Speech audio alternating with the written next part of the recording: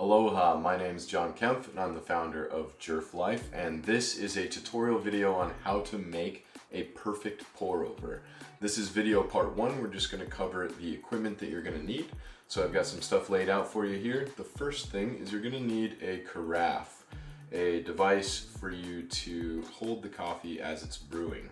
You need a filter to go on top of the carafe, and depending on the type that you get, they often include a filter.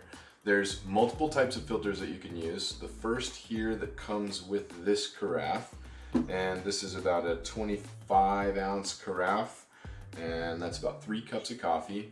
This metal filter, it's a stainless steel filter, comes with it. It's reusable. You can just wash it out with a little soap and water after you're done using it, and it works pretty well.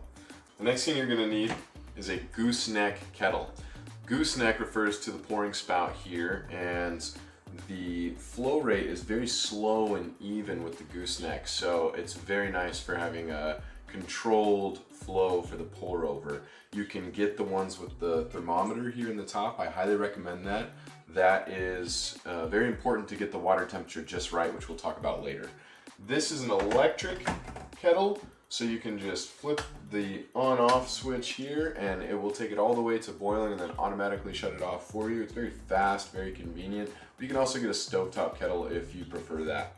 The next thing you want to get is a burr grinder.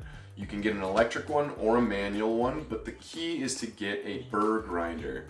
A burr grinder crushes the bean versus a blade that cuts the bean. That actually takes away from the aroma and flavor of the bean, so you preferably want to crush it and not cut it. The burr grinders will crush the bean for you and give you that best cup of coffee. So this is an electric burr grinder. It's very convenient, again, to have an electric version. You just put the beans right in the top, and then you can adjust from fine to medium to coarse on a scale here for the type of bean that you want. And then it has a little container here to catch. This is a manual burr grinder, just another example here. The nice thing about the manual grinder is it's very lightweight and portable.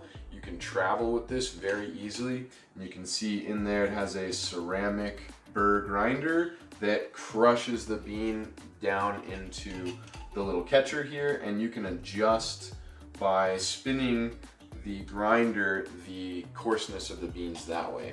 So it does take longer, it's a little more effort to actually hand crank, but again, you have the convenience of taking this with you to go if you're like us and you like to have coffee even when you're traveling.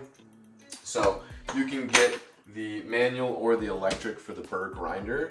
And then we have filtered water. Very, very important to make sure that you have high quality water, because it actually changes the consistency of the coffee as the end result. This, and what I prefer, is reverse osmosis filtered water, and it just has a very, very velvety, soft palate to it, if you will, and it goes really, really good with your coffee. So very, very important to make sure that you get high quality water if you want a high quality cup of coffee. And then the last thing you need are your beans. We always recommend, like I said, that you want 100% organic, pesticide-free coffee beans, and you want them to be roasted as freshly as possible. Ideally, you're consuming your fresh roasted beans within around 2 weeks to get the ideal flavor, aroma, and nutritional benefits. So I have right here a Jerf Life Peruvian medium roast. This is one of our sample bags. This was just roasted last week. So I'm just gonna tear this guy open. Take a whiff. Oh, there we go, guys. I'll see you in video number 2, where we actually go through the process and procedure of making your perfect pour over.